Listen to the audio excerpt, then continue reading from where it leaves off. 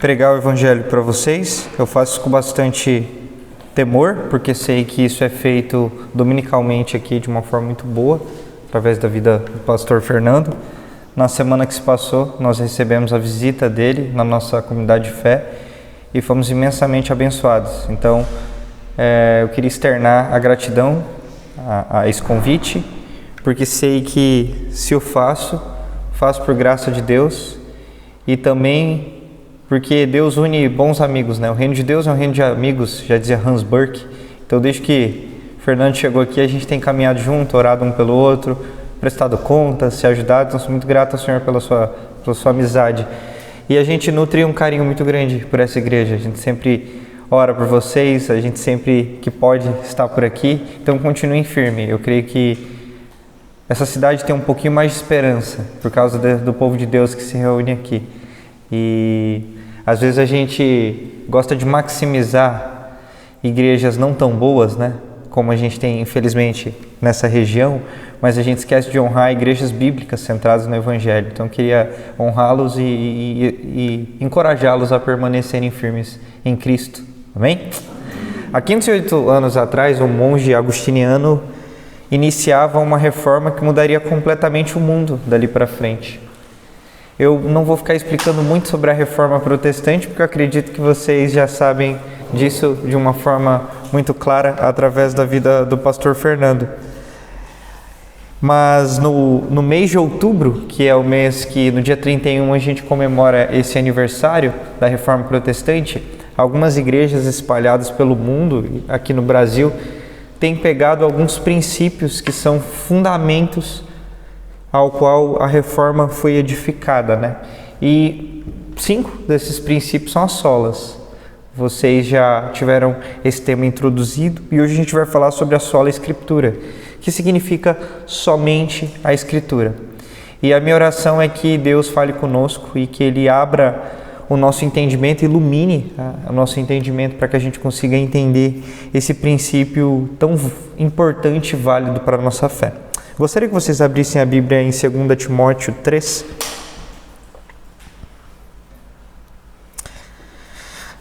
Segunda Timóteo 3. Nós leremos do verso 14 ao verso 17. Como vocês sabem, a carta de Timóteo é uma carta pastoral feita pelo apóstolo Paulo ao seu filho na fé, Timóteo. Timóteo era um jovem pastor e tinha muitos desafios naquele tempo. E Paulo então escreve essas cartas de uma forma brilhante, dando conselhos muito práticos de como deveria nortear o ministério dele. E a centralidade das escrituras o tempo inteiro nas cartas é muito interessante. Então, ele vai dizer assim: quanto a você, permaneça naquilo que aprendeu e naquilo que acredita firmemente, sabendo de quem você aprendeu, e que desde a infância você conhece as sagradas letras, que podem torná-lo sábio para a salvação pela fé em Cristo Jesus. Toda a Escritura é inspirada por Deus e útil para o ensino, para a repreensão, para a correção e para a educação na justiça, a fim de que o servo de Deus seja perfeito e perfeitamente habilitado para toda a obra. Palavra do Senhor, graças a Deus por ela. Irmãos, Paulo, durante todas as suas cartas, ele fala muito sobre a importância das Escrituras. Rapidamente eu vou só introduzir algo para vocês. Ele vai falar para Timóteo que ele tem que apresentar-se a Deus como um obreiro aprovado, que não tem do que se envergonhar e que maneja bem a palavra de Deus. Se você fosse resumir as cartas de Paulo, você ia ver um amor profundo pelas Escrituras. E não só um amor profundo pelas Escrituras, mas tratados teológicos muito bem estabelecidos. As cartas de Paulo eram, de longe, as cartas mais bem escritas pelos apóstolos. Lógico, por causa da sua formação intelectual. Paulo estudou nos melhores centros teológicos da sua época. E olhando para a vida e para o ministério de Paulo, nós percebemos que as Escrituras devem ser centrais, porque são elas que alimentam a nossa fé. Foi Paulo quem disse que a fé vem por meio do ouvir da palavra de Deus. E é impossível pensar em Paulo aconselhando um pastor ou alguma igreja, como ele faz através dessas cartas, sem pensar nele, falar: pregue a palavra, preste atenção nas Escrituras, que a sua fé seja baseada nelas. Esse princípio da sola Escritura não foi algo inventado por Lutero nem pelos reformadores, mas foi uma síntese que eles fizeram a partir da própria Escritura. Há 508 anos atrás, Lutero não estava reinventando a roda e querendo criar uma nova religião. Pelo contrário, ele estava olhando para as Escrituras e comparando com aquilo que existia de religião daquela época e dizendo: não, é para cá que a gente tem que voltar, para as Escrituras. Foi através da leitura das Escrituras que Lutero entendeu que o justo viveria pela fé. Então, totalmente impactado com aquilo, todo esse movimento começou. Então, afirmarmos que somos uma igreja reformada significa afirmarmos que cremos que as Escrituras são tudo aquilo que nós precisamos para saber sobre quem Deus é, entender o nosso pecado e todo o caminho de arrependimento proposto pelo próprio Deus nas Escrituras. Então, isso é muito importante nessa noite. Por que é importante? A gente vive num mundo cheio de reivindicações, cheio de verdades próprias e polarizadas. As pessoas dizem o tempo inteiro naquilo que a gente deve acreditar ou naquilo que a gente não deve acreditar. A gente escuta o tempo inteiro na TV, nas redes sociais, como a gente deve se comportar ou como a gente não deve se comportar. É muito comum hoje em dia pessoas que nem são cristãs fazerem textões, fazerem vídeos na internet, nos ensinando o que é ser cristão. Então, o tempo inteiro estão tentando dizer pra gente: não, vocês têm que ser assim, vocês não podem ser assim. Chega a ser cômico, um não cristão querendo ensinar um cristão a ser cristão. Como ser cristão? Como viver a verdade nesse mundo de mentiras, envolto com o pecado? Como filtrar tantas informações? Como filtrar tantas informações na era das redes sociais, né? Como ter um óculos certo, uma cosmovisão, uma visão de mundo certa para analisar as questões pontuais da nossa vida, como relacionamentos, como moralidade, como a origem das coisas, como propósito. A grande verdade é que se você colocar nas redes sociais qualquer tema no YouTube, por exemplo, o que é a verdade, vai ter dezenas de vídeos falando sobre qualquer tipo de verdade. E vai ter vídeos dizendo que a verdade em si nem existe, ela é relativa. Como filtrar tantas informações? Como um crente pode responder essas perguntas? É bem verdade que para algumas perguntas a gente precisa estabelecer algumas normas, alguns padrões, alguns critérios pelos quais a gente pode recorrer todas as vezes que a gente precisar de algumas respostas. Ou seja, em outras palavras, a gente, em toda a nossa vida, sempre vai precisar de uma fonte de autoridade máxima. Faz sentido? Por exemplo, se você está doente com um problema, você está sentindo alguns sintomas, uma coisa que você não pode fazer é digitar no chat GPT o que você está passando, né? Senão ele vai te passar dezenas de coisas e a sua situação vai só piorar. E aí o que você faz quando você percebe que você tem um problema de cunho de saúde? Você vai até um especialista, correto? Por quê? Porque a partir de todo um estudo, de todo um fundamento, ele tem mais autoridade para te dizer o que você tem ou o que você não tem. E caso ele não consiga diagnosticar de forma clara, ele vai te submeter a uma série de tratamentos e etc. que vão investigar a fundo aquilo que você está passando para que a partir dali você tenha um veredito ou não. Faz sentido? A grande questão é que muitas vezes na nossa fé a gente age de uma forma totalmente contrária, né? A gente individualiza essa questão do problema humano, né? Que todos nós estamos doentes, né? Todos nós nascemos condenados e ainda há resquícios de um tratamento dessa doença no nosso coração, que é o pecado. Por isso a gente precisa o tempo inteiro voltar a uma fonte de autoridade, que diferente do médico que pode errar, não erra, que é a palavra de Deus, que é inspirada por Deus, que é infalível. Então, olhar para as Escrituras é entender que no meio desse mundo onde muitas vozes dizem muitas coisas, nós não precisamos ficar perdidos como quem ouve barulho o tempo inteiro. Você já teve a sensação de estar, sei lá, numa pizzaria e as pessoas estão falando tão alto ao redor que você tem dificuldade para concentrar e ouvir quem está aqui perto de você? É mais ou menos assim que a gente vive na atualidade. São tantas vozes dizendo sobre tantas coisas que às vezes se a gente não parar e ouvir a única voz, a voz de Deus, a gente vai ficar perdido. Então, por isso que a fonte das Escrituras precisa ser a autoridade máxima sobre as nossas vidas. O problema é que algumas pessoas, diante das dúvidas, das dubiedades, das polarizações, elas começam a recorrer a outras fontes de autoridades, né? Por exemplo, essa ideia de individualizar a fé é uma fonte de autoridade muito perigosa, né?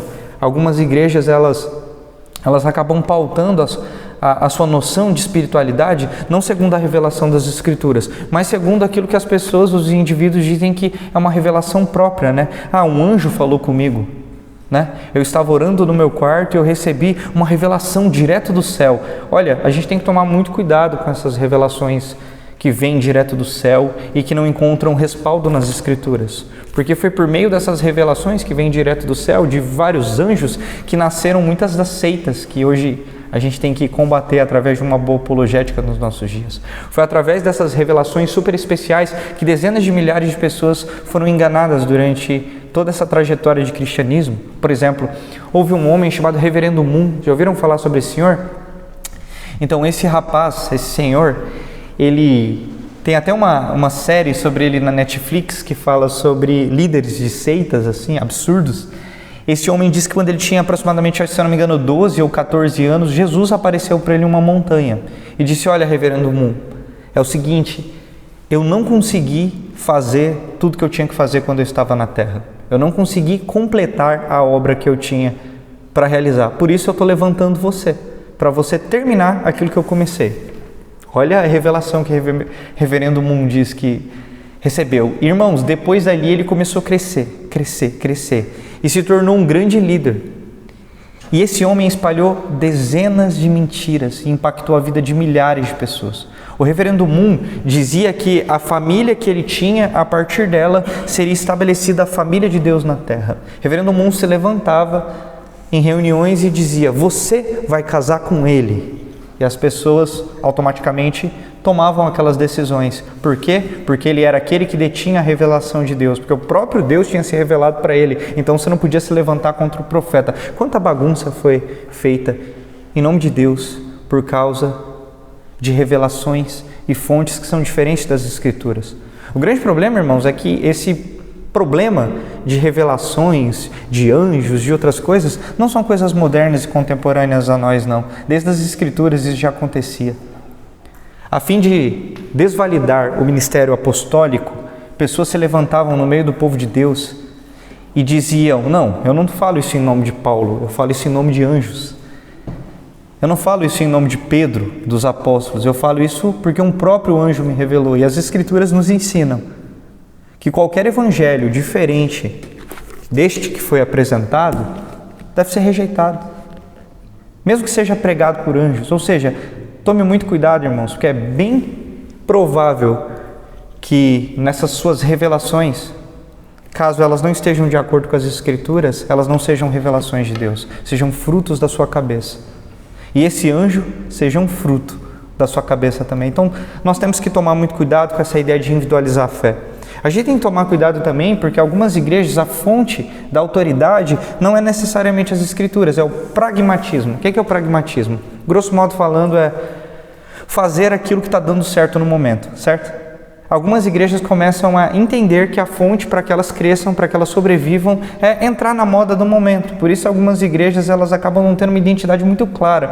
Elas vão mudando, sabe? Está rolando um tipo de onda de música e essa igreja se torna uma igreja extremamente musical. A parede uma hora é preta, uma hora é vermelha, uma hora azul. Tudo que é a moda da época, ela se adapta. Por quê? Porque é assim que faz crescer a igreja. Isso é um problema, irmãos, porque templos cheios não são indicativos de saúde espiritual, certo?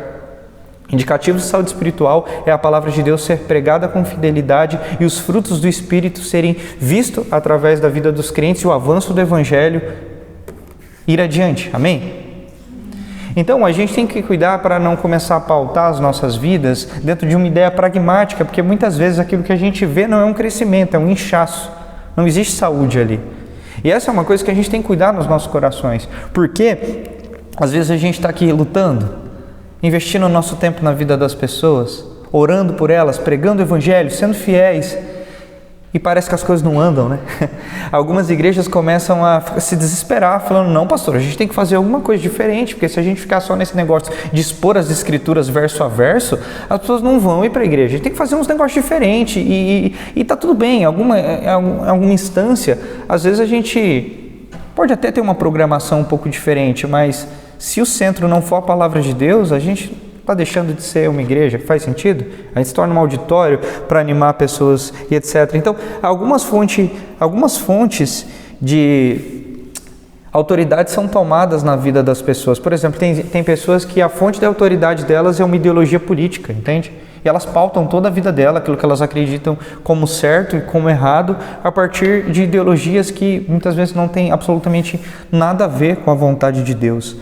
A grande questão é qual fonte eu devo seguir. Outras pessoas, a fonte pelo qual elas enxergam a vida e a autoridade é o que elas estão sentindo. Irmãos, há um problema muito grande em você pautar a vida por aquilo que você sente, tá? Existem pessoas, por exemplo, que na sua ideia de espiritualidade, elas falam meio assim, não, Deus está falando comigo, porque eu estou sentindo paz. Tome muito cuidado, tá, meu irmão? Tome muito cuidado, porque as maiores cagadas que eu já fiz na minha vida, eu estava sentindo totalmente paz antes de tomar decisões. Algumas pessoas, por acreditar muito nisso, quando alguém conta uma dificuldade ou um problema que está passando, as pessoas falam, calma, você tem que se sentir bem de tomar essa decisão, segue seu coração. Esse é o pior conselho que você pode dar para uma pessoa, porque a Bíblia diz que o nosso coração é completamente enganoso. Seguir o seu coração é um conselho de um amigo, Lúcifer, o nome dele. Não faça isso, irmãos. A fonte das nossas decisões, a fonte das nossas vidas tem que ser as Escrituras. Por isso, eu gostaria de ler um trecho da Declaração de Cambridge, de 1996. O texto diz bem assim, portanto, reafirmamos que a Escritura é inerrante, é a fonte única de revelação divina, escrita, a única capaz de constranger a consciência. A Bíblia sozinha ensina tudo o que é necessário para a nossa salvação do pecado e é o padrão pelo qual todo comportamento cristão deve ser avaliado. Negamos que qualquer credo, concílio ou indivíduo possa constranger a consciência do crente, que o Espírito Santo fale independente ou contrariando aquilo que já está exposto na Bíblia, ou que a experiência pessoal possa ser algum tipo de veículo de revelação. Amém? Nenhuma experiência pessoal, nenhum credo, nenhum líder religioso, ele tem a palavra final, irmãos. A palavra final do crente é, assim diz o Senhor. E onde nós encontramos a vontade de Deus revelada? Nas Escrituras. Existe uma confusão dentro da igreja brasileira com relação à ideia de revelação. Algumas pessoas dizem que revelação é você está orando no seu quarto, dentro do seu momento de devoção, e você tem algum tipo de insight espiritual. Deus pode se revelar dessa forma, te dando algum tipo de insight espiritual, desde que isso esteja de acordo com a sua palavra. Amém? Amém? Muito bom. Então, para o crente, irmãos, um crente sábio, maduro, ele não fica procurando revelações diferentes, porque ele acredita que Deus já revelou tudo aquilo que ele precisava saber através das Escrituras. Por isso que na teologia a gente chama a Bíblia de a revelação de Deus, certo? Que ele fez por meio de inspiração de outros homens. Ele inspirou homens para que escrevessem a Bíblia Sagrada. Por isso que na teologia reformada a gente gosta de falar que o crente não fica orando por revelação, ele ora por iluminação, para que quando ele leia a Bíblia ele entenda aquilo que já está revelado ali, amém? Então talvez a nossa revelação, a melhor palavra para usar não é nem revelação, porque já está revelado nas Escrituras, talvez seja iluminação. Então no nosso momento de devoção, a gente tem que orar para que Deus ilumine o nosso entendimento, para que a gente entenda aquilo que já está revelado na sua palavra. Existem 3 princípios que eu queria deixar claro aqui para vocês, que possivelmente vocês já escutaram várias vezes nesse púlpito, que é o primeiro deles, a Bíblia é inerrante, inspirada, infalível e completa e soberana palavra de Deus, amém? Isso parece ser algo simples, mas não é. Infelizmente, nos nossos dias de hoje, nós temos escutado pastores expoentes, inclusive da nossa região, dizendo que a Bíblia, por exemplo, não é inerrante, que contém falhas na Bíblia, com argumentos totalmente terríveis, de uma teologia liberal, argumentos frágeis, fracos. Por exemplo, as pessoas usam fontes que são totalmente contrárias às Escrituras para tentar interpretar as Escrituras de uma forma com que elas passam às vezes muito mais vergonha do que tem algum tipo de assertividade. Por exemplo, existem teólogos liberais que defendem que lá naquele momento onde o povo de Deus atravessou o Mar Vermelho, lembram disso? eles atravessaram porque em um determinado momento do ano, aquela maré baixa quase que completamente, ao passo de dar na cintura das pessoas. Então, na verdade, não foi um grande milagre que aconteceu, porque por causa da maré estar tão baixa naquela fase do ano, o povo de Deus conseguiu passar. Ao afirmar isso, um teólogo antigo, simples, disse: então, o milagre é muito maior, porque o povo de Deus conseguiu passar com a água na cintura, mas o povo do faraó foi morto com a água na cintura também. Você viu como o argumento é frágil? Alguns dizem bem assim: não, mas a Bíblia chama morcego de ave. Depois de muitos anos a biologia destacando, estudando os pássaros, mamíferos, sei lá, eles tentando, não, na verdade, a gente vai tirar o morcego daqui, vai caracterizar ele em outra área. Só que assim, se esse critério de analisar animais a partir de uma ciência moderna, que sei lá, tem 80 anos, for realmente usado, a gente vai ter que jogar fora milhares de livros de história que até 80 anos atrás interpretavam as coisas um pouco diferentes. São critérios muito frágeis, irmão, que as pessoas fazem para defender que a Bíblia contém erros, e a grande verdade é que não há nenhum erro nas Escrituras. Não há nenhum erro, absolutamente nenhum erro. As Escrituras são a verdade de Deus revelada, irmãos. Toda vez que você ler as Escrituras, você vai encontrar muitos erros, sim, mas em você, nunca nas Escrituras. As Escrituras são a palavra de Deus, irmão. Nós temos que nos debruçar nela com todo o fôlego que nós temos, com tudo aquilo que nós somos. A Bíblia é a palavra de Deus porque ela foi inspirada por Deus. A Bíblia é o sopro de Deus. A Bíblia, como diz um bom teólogo do nosso tempo, é quando Deus fala na língua dos homens. É Deus se revelando de uma forma completa, de que a gente possa entender, obviamente. Dizer que a Bíblia é a palavra de Deus, toda a Bíblia é a palavra de Deus, não significa dizer que tudo que Deus está revelado nas Escrituras de forma completa, porque Deus é infinitamente maior do que nós, seres humanos falíveis, pequenos, conseguimos conceber. Faz sentido? Mas a forma com que ele se revela é justamente uma forma que a gente consegue entender, por isso que a gente tem que ficar com elas. É como um pai quando ele está brincando de esconde-esconde com o filho, que ele deixa meio que a perna assim um pouco, até o filho conseguir encontrá-lo, entende? Então isso significa que a Bíblia é Deus se revelando de uma forma com que a gente consiga ir até encontrá-la. Existem coisas sobre Deus que somente na eternidade nós entenderemos de forma completa. Existem coisas dentro da Bíblia que os teólogos muito mais sábios que eu dizem isso é um mistério, eu não consigo explicar, porque é grande demais para o nosso entendimento. A própria Bíblia diz que nem olho viu, nem ouvido ouviu, nem jamais penetrou em coração humano que Deus tem preparado para aqueles que o amam. Ou seja, existem coisas que são muito além da capacidade que nós temos de entender. Aí a Bíblia vai dizer que as coisas encobertas não pertencem a nós, mas a Bíblia fala, irmãos, sobre si mesma. E esse é outro ponto interessante que a gente tem que guardar no nosso coração. É de que tudo aquilo que nós precisamos encontrar respostas da Bíblia está na própria Escritura. A Bíblia explica a Bíblia. Isso significa que quando você está lendo as Escrituras e você tem alguma dúvida, a fonte de pesquisa para entender aquela dúvida é a própria Escritura. Quando você tem dúvida sobre um tema, você precisa buscar a fonte nas Escrituras. Quem anda comigo há bastante tempo, é bem comum as nossas ovelhas mandarem dúvidas bíblicas para a gente, né? Ah, pastor, eu li esse texto aqui, eu não entendi muito bem. Eu sempre dou uma resposta muito comum para essa pessoa. Eu falo, leia de novo o texto. A resposta está no texto. Aí a pessoa volta, entendi, mas leia de novo. E de repente, lá na quarta, quinta vez que a pessoa está lendo, ela consegue entender, porque a resposta sempre está no texto. Talvez não esteja naquele texto imediato, no contexto ali, aquela perícope que você está lendo, mas você vai pesquisar aquela ideia, por exemplo, santificação em todas as Escrituras, e você vai ver que são milhares de conexões que respondem justamente aquilo que a gente está procurando. Ou seja, qualquer dúvida de fé, qualquer crise de fé que é extremamente existente na vida do cristão, ele deve se recorrer ao quê? A palavra de Deus. A palavra de Deus é a nossa fonte de pesquisa. A palavra de Deus é o alimento da nossa fé. Por isso, irmãos, nós precisamos ter uma vida de devoção, amar as Escrituras, ler a Bíblia. Afirmar só a Escritura não significa só que a Bíblia deve ocupar um papel central no culto religioso, mas que a Bíblia deve ocupar um papel central na vida do crente, de forma individual, assim como de forma coletiva. A grande questão é, você ama as Escrituras? Você lê as Escrituras? É bem comum no início do ano, quando a gente vai fazer as nossas resoluções do que a gente quer cumprir naquele ano, a gente colocar metas financeiras, metas pessoais. Alguém que é mais crente coloca: eu vou ler a Bíblia inteira no ano de 2025. O problema é quando chega Deuteronômio, né, irmãos? Chegam uns livros que são mais difíceis, mais truncados.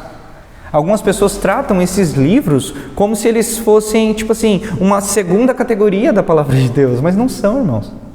Esse entendimento de sola Escritura é tão interessante para as nossas vidas que faz com que a gente entenda aquilo que a gente leu no início, que toda a Escritura, ou seja, absolutamente tudo nas Escrituras é inspirado por Deus, irmãos.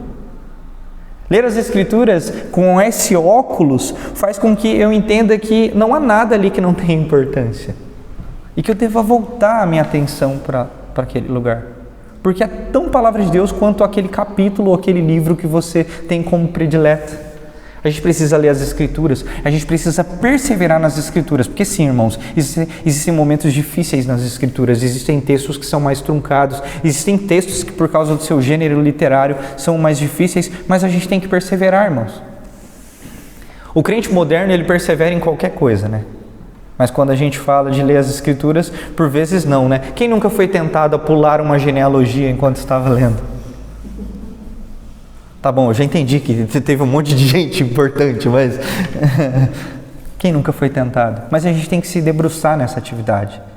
É engraçado que, eu não sei vocês, quem aqui tem o hábito de assistir séries de Netflix, etc. E tem séries que algumas temporadas ficam meio chatas, meio truncadas, né? Eu não era muito fã de série, mas confesso que ultimamente eu e minha esposa, a gente pegou esse hábito de tentar assistir algumas coisinhas e vimos algumas. E alguns irmãos falam: assista a série, sei lá, Suits lá, dos advogados. Aí fala: ó, a segunda e a terceira temporada fica meio mais ou menos assim, mas na quarta fica legal, na quinta fica legal. Mas quando a gente chega em Deuteronômio, aí a gente pula, né, irmãos? Porque tá meio difícil de ler. Entende como é um contrassenso?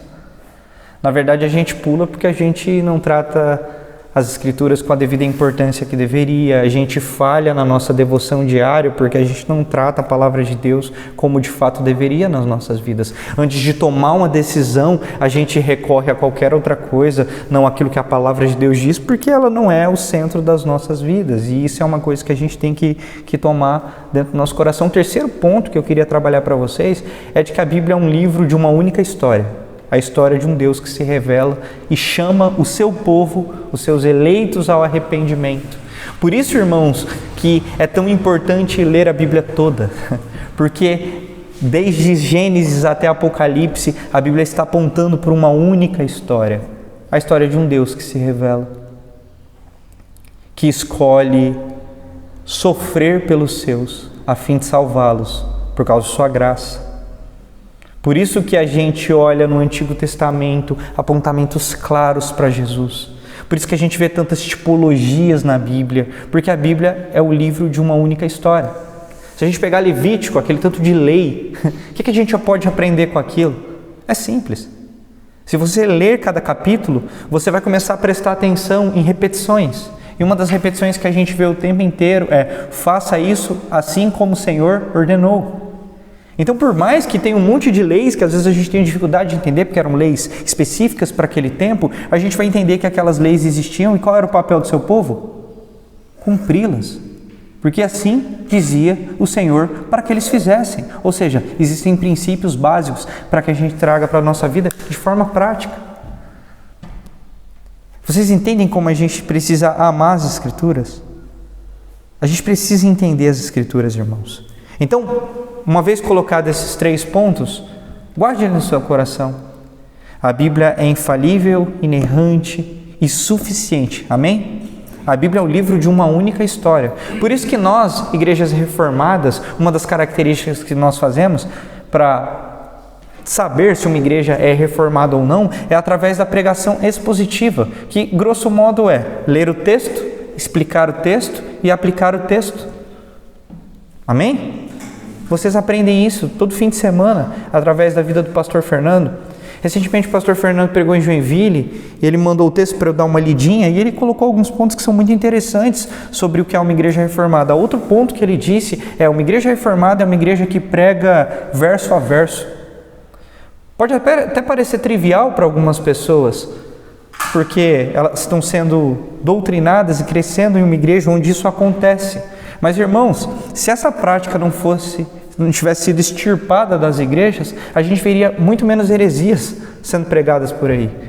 Porque pregar o texto verso a verso dentro de um capítulo inteiro faz com que nós tenhamos uma compreensão mais clara da revelação das Escrituras, que nós consigamos conectar pontos. E isso faz com que não só o pastor informe a igreja com bom conteúdo teológico, mas que a própria igreja aprenda a estudar o conteúdo teológico e interpretá-lo. Amém? A gente tem experimentado isso na nossa igreja. Nossa igreja tem muitos jovens não cristãos, muitos casais que estão começando na caminhada da fé, outros que estão andando com a gente estão num processo de conversão. Recentemente eu estava conversando com um irmão e ele falou: Bruno, esses dias eu estava lendo a Bíblia e eu juro para você que eu não entendia nada, agora eu acho que eu estou entendendo esse negócio, Bruno. Eu fiquei tão empolgado quando eu li um monte de capítulo, eu acho que eu entendi tudo. E isso é por quê? Porque ele tem aprendido a ler a Bíblia, porque ela é pregada no púlpito toda a semana.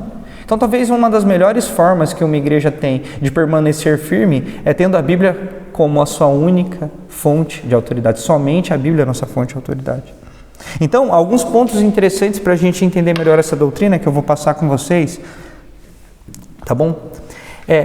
Novamente, a Bíblia é a revelação geral da vontade de Deus. Ela foi soprada e inspirada pelo Espírito Santo e escrita por meio de mãos humanas, pelo autor da vida. Amém?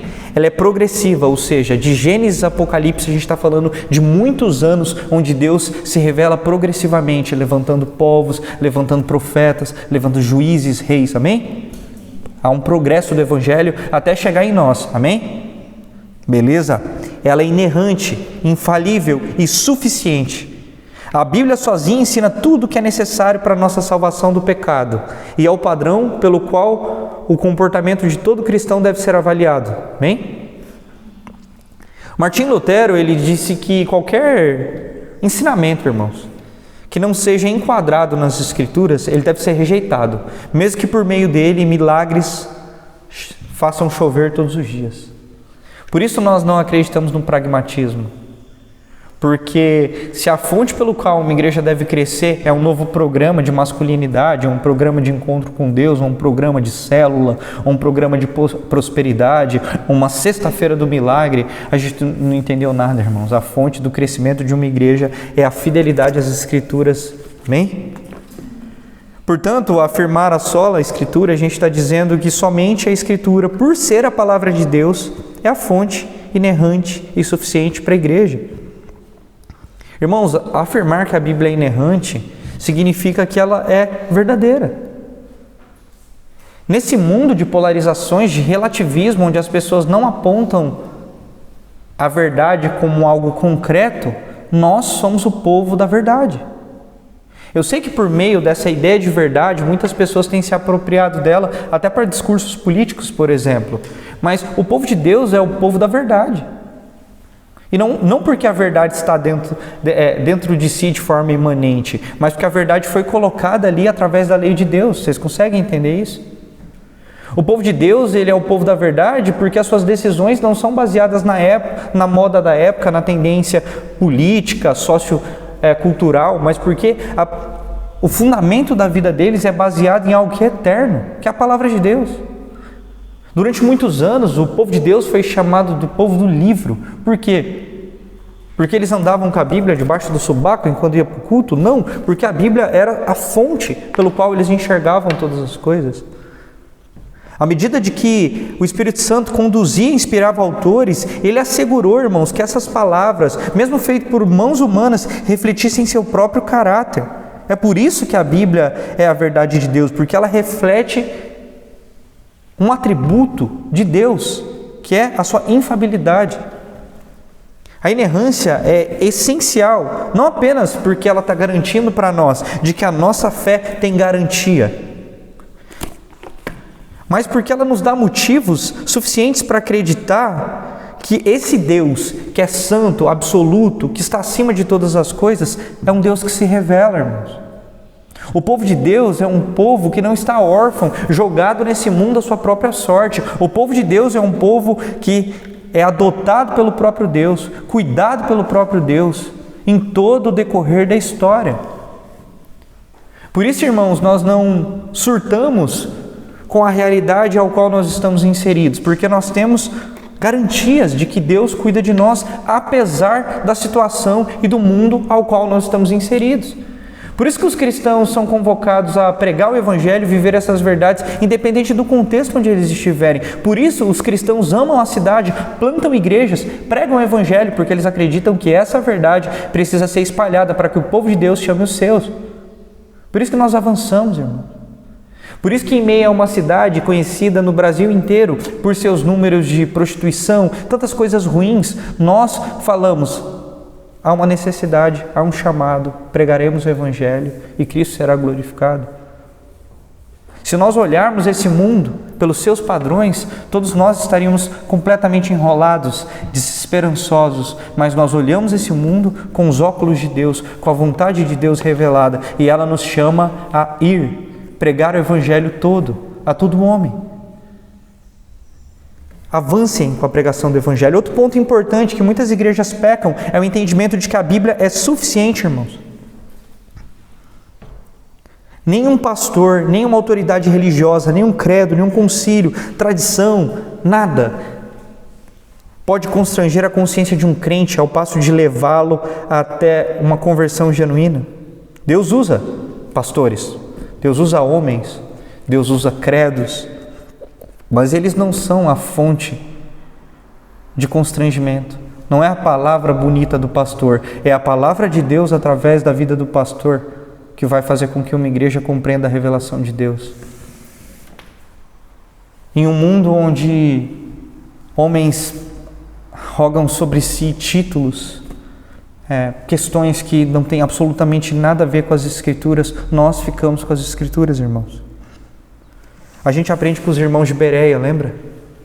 Os irmãos de Bereia eram mais piedosos, porque quando Paulo pregava, eles ficavam olhando para as Escrituras, para ver se aquilo que Paulo dizia encontrava fonte nas Escrituras. Ou seja, nós não seguimos um pastor, nós seguimos a Bíblia que aquele pastor prega. E ao mesmo tempo a gente compara a Bíblia com a forma com que ele vive, porque a própria Bíblia diz como um líder deve ou não viver, vocês entendem? A Bíblia deve fazer com que a gente entenda todas as coisas. Estamos numa igreja batista. Isso é muito claro, porque a fonte da participação da igreja é muito importante. Louvem a Deus por isso, irmãos. Mas afirmar que a Bíblia é suficiente significa que as nossas decisões como comunidade de fé, como liderança, devem ser baseadas na Bíblia, não no carisma do líder. Muitas igrejas no Brasil, elas crescem baseadas na figura do seu líder. São bons líderes muitas vezes, carismáticos, educados, têm habilidades que fazem com que as pessoas venham até eles. Mas muitas dessas igrejas não têm uma característica de amar mais as Escrituras do que a sua própria liderança. Infelizmente, se esse líder adoece ou ele vai embora por qualquer motivo, essas igrejas murcham completamente. Vocês conseguem entender o problema disso? Afirmar que a Bíblia é suficiente, irmão, significa que nós não precisamos de outras coisas. Não é a igreja mais o evento que nós fazemos. Não é a igreja mais a oferta que eu dou. Não é a igreja mais a primícia que eu dou para o apóstolo. Não é a igreja mais a montanha que eu subi que vai me transformar. É a igreja que prega o Evangelho, ao qual o Evangelho transforma os crentes da igreja. Vocês conseguem entender isso? A Bíblia é suficiente, a gente não precisa ficar procurando modas para ver o que está certo agora, irmãos. Nós temos tudo que nós precisamos, que é a fonte, a palavra de Deus. Nenhuma fonte, nenhuma liderança é mais importante do que as Escrituras. O Lutero, ele dizia que um crente, um simples crente comum, com as Escrituras na mão, é maior que qualquer papa poderoso sem ela. Não há nenhuma fonte de autoridade que seja maior do que as Escrituras, amém? Só que tem um ponto aqui importante para a gente destacar, que é a ideia de que afirmar só a Escritura não significa que a gente está afirmando nu da Escritura. O que é isso, irmãos? Nu da Escritura é um entendimento de que a Bíblia é total, completa, ou seja, a gente não pode ter nenhum outro tipo de fonte doutrinária, por exemplo. E essa tipo de ideia de nu da Escritura acaba descartando, por exemplo, a teologia, credos, documentos históricos, por exemplo, vocês têm a sua confissão de fé, amém? Quando você lê a sua confissão de fé, o que ela é? É a sistematização das Escrituras. Ali está claro o que a própria Escritura de Deus diz. E as pessoas que acabam optando por essa ideia de nu da Escritura, elas descartam qualquer coisa, por exemplo. É muito comum quando você vai conversar com uma pessoa assim, ela fala, não, eu não preciso de credo não, eu leio a Bíblia. Entende? Ela coloca a Bíblia como a fonte... É difícil explicar isso de uma forma clara, mas a Bíblia é a nossa única fonte, amém, irmãos? Mas esses documentos, eles não substituem a Bíblia, eles nos ajudam a compreendê-la de forma mais clara. Vocês conseguem compreender isso? E eles são acessíveis por quê? Porque eles são baseados nas Escrituras. Eles não têm uma autoridade maior que ela, como muitas seitas fazem. Existem seitas nos dias de hoje, ao qual aqueles irmãos, eles têm uma segunda Bíblia, que foi a revelação de um anjo para o líder da igreja. Então eles têm o Evangelho segundo os mormons, por exemplo. Não, a gente não está falando disso, amém? Mas a gente está falando de documentos que nos ajudam a compreender. Como na confissão de vocês. Se você tiver dúvida sobre um tema, você vai procurar, ali vai ter um trecho explicando o que as Escrituras dizem, e embaixo vai ter versos explicando, reafirmando aquilo. Esses documentos são importantes, irmãos. Eles são importantes porque eles nos ajudam a compreender melhor as Escrituras. Bons teólogos, bons livros, boas pregações, elas são importantes porque elas nos ajudam a sistematizar questões que são complexas. Lembra que a gente falou que em alguns momentos as Escrituras são difíceis de ser compreendidas? Existem palavras que foram escritas em hebraico, aramaico, e que a gente tem uma dificuldade, às vezes na tradução tem um pouquinho de diferença ali. Então compreender, ter bons materiais, faz com que você entenda melhor aquilo que a revelação de Deus está dizendo. Então, tomem cuidado com essa visão, tá? Por exemplo, algumas pessoas adeptas a essa ideia de nu da Escritura, elas começam a defender coisas completamente absurdas. Por exemplo, algumas pessoas dizem, não, eu não preciso ir para a igreja. Eu tenho minha Bíblia em casa, eu faço meu culto dentro de casa. Então, se ela de fato lesse a Bíblia, que ela diz que tem em casa, ela entenderia que a própria Bíblia diz que não é para ela deixar de congregar, como é costume de alguns. Que a fé nunca é individual, ela é coletiva. Eu achei muito bonito um trecho que está na liturgia de vocês, falando que algo com relação de que a liturgia do culto é sempre coletiva. A igreja não é formada por pessoas de forma individual, ela é formada por um coletivo, vários membros que formam um corpo, que anda de forma funcional. Amém? E por fim, irmãos, outra contribuição com relação à reforma protestante e às Escrituras foi uma resposta temporal que transformou a humanidade. Na época que a reforma aconteceu, a Bíblia ela era propriedade da igreja romana. Eles entendiam de que o leigo, ou seja, aquele que não tinha uma formação teológica, sacerdotal dentro da igreja de Roma, ele era incapaz de ler a Bíblia por si só. Ele era incapaz de interpretá-la. Por isso ele precisava do magistério, da tradição da igreja. Então a Bíblia era retida e não era para todos. A Bíblia não era traduzida de uma forma com que o crente comum conseguisse consultá-la por si só. E isso levou os reformadores a traduzirem a Bíblia, irmãos. Isso fez com que esse entendimento de que a Bíblia deveria ser entregue a todas as pessoas, fez com que Martim Lutero, William Tyndale traduzissem a Bíblia. Irmão Lutero traduziu a Bíblia para alemão, William Tyndale para inglês, e assim a Bíblia foi traduzida e chegou até os dias de hoje. Na Reforma Protestante, nós aprendemos que a Bíblia deve chegar a todas as pessoas. Um homem chamado Gutenberg, ele criou a máquina de imprimir, né, impressos, né? Uhum. E o primeiro livro a ser traduzido foi a Bíblia. Graças a esse movimento, a imprensa começou a funcionar. E é muito interessante, irmãos, porque Lutero e os reformadores da época, eles foram muito estratégicos. Eles entenderam que a imprensa, os jornais que eram impressos, eles tinham um papel muito interessante para o avanço do Evangelho. Então eles documentavam, imprimiam, entregavam, espalhavam aquela palavra para todo mundo. O Augustus Nicodemos, ele fala que igual essa máquina de imprimir da época fez diferença para que o evangelho fosse anunciado a todo mundo, hoje em dia a internet também é. Então, continuem pregando, fazendo os cortes de sermões, né, que estão muito bons. A internet tem feito com que a palavra de Deus seja espalhada. Muitos de nós aqui encontramos a fé reformada, encontramos a teologia graças à internet. Pregações que foram publicadas ali alcançaram pessoas, milhares de pessoas.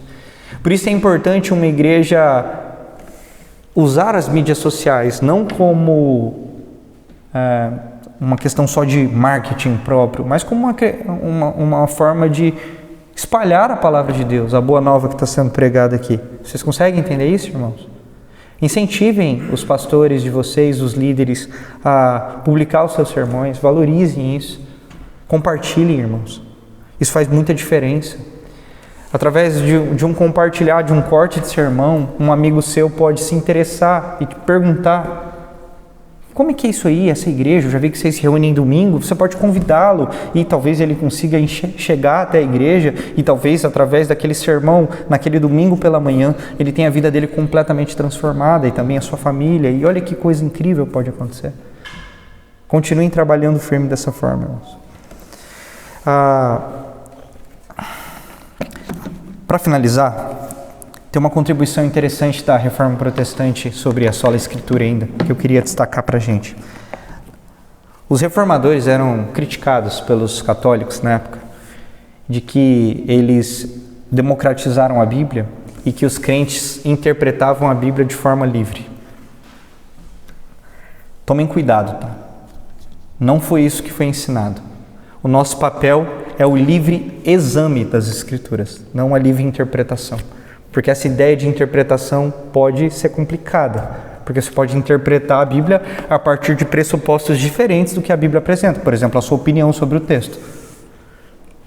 Nós somos chamados a examinar as Escrituras, compreendê-las, ruminá-las, ir a fundo para entender. Não inventar coisas da nossa cabeça e justificá-las através das Escrituras. Vocês entendem? Eu já ouvi, irmãos, desses ouvidos aqui, que a terra nunca há de comer, que o irmão falou bem assim: já estou com o sermão pronto, só não achei o texto ainda. Não é isso, irmão. A gente não é chamado para tentar interpretar e tirar o texto do seu contexto e usar de pretexto para defender aquilo que a gente quer. A gente é chamado a examinar as Escrituras, ruminar, entendê-las. Por isso que o crente armado com a Bíblia é mais poderoso que qualquer líder religioso, porque ele tem nas suas mãos a fonte necessária, que é as Escrituras. Examine as Escrituras, ame as Escrituras. Esse é o meu encorajamento para você. Leia a Bíblia, irmão. Se alimente das Escrituras. Ela é a lâmpada que ilumina os nossos pés no meio dessas trevas, desse campo minado que a gente anda todos os dias. Ela é a fonte que nós precisamos diariamente, irmãos.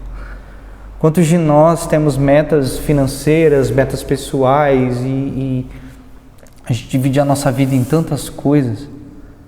Mas um homem de Deus, o povo de Deus, uma das suas metas é conhecer a Deus e prosseguir em conhecê-lo. Esse é o alvo das nossas vidas. Por isso nós amamos as Escrituras, irmãos.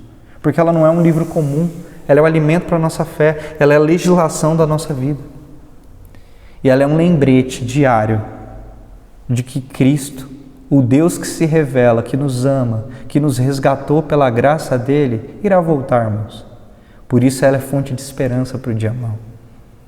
Ela nos lembra que essas leves, momentâneas tribulações que a gente está passando aqui não serão comparadas com a glória de Deus que ainda há de ser revelada. Então, nenhuma voz na igreja pode ser elevada acima das Escrituras Sagradas, que são palavras de Deus inspiradas pelo Espírito Santo para conduzir a vida de todo crente à verdade. Cristo é o cabeça da igreja, ele governa segundo a sua lei e os seus preceitos, e estes estão estabelecidos na Escritura. Nenhum líder, nenhuma igreja, nenhuma denominação cristã, nenhum concílio, nenhum costume, nenhuma revelação pessoal ou tradição pode ser crivo normativo para a igreja cristã. Somente as Escrituras, somente a palavra de Deus. Quando a Bíblia afirma, assim diz o Senhor, ela não muda. Os tempos mudam, nós mudamos, mas a Bíblia não muda, porque ela é a palavra de um Deus imutável. santo, perfeito.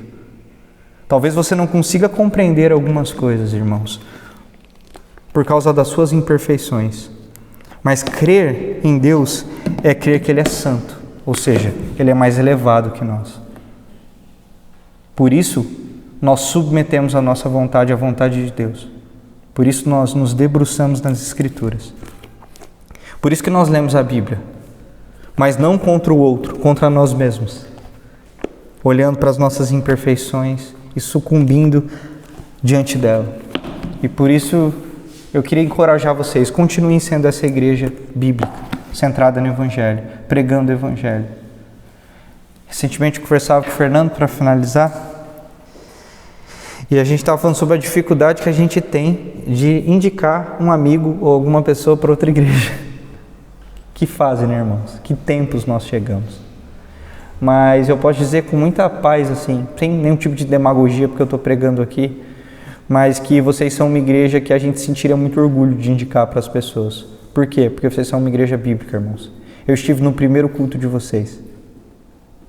E desde lá, a palavra de Deus tem sido pregada com fidelidade.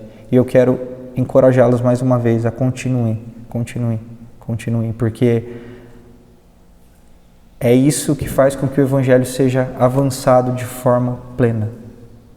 Amém? Se submetam à palavra de Deus, para a glória de Deus. Amém, irmãos? Amém.